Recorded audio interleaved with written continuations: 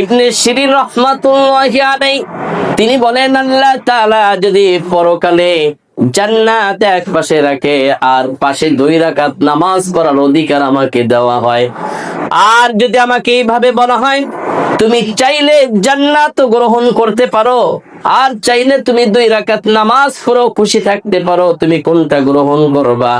এমন সুযোগ যদি আমাকে দেওয়া হয়, আমি জান্নাত থেকে গ্রহণ না করে আমি 2 রাকাত নামাজ পড়াটাই আমি বেছে নেব।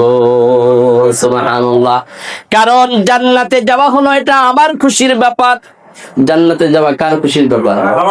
বান্দার খুশির ব্যাপার।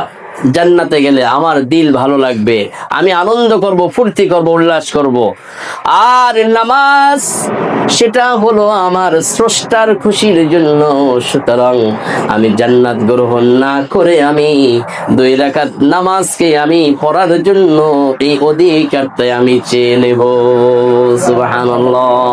নামাজটাকে আমি বেশি গ্রহণ করব। বলেন দেখি, আল্লাহ যদি কোনো বান্দার প্রতি খুশি থাকে, রাজি থাকে, তাহলে ওই বান্দা জান্নাত নিল না ঠিক আছে, কিন্তু জান্নাতের যে নেয়ামত, সুখ শান্তি, এটা কি তার পাইতে আর বাকি থাকবে? না। জান্নাতের সুখ শান্তি পাইতে আর তার বাকি থাকবে না।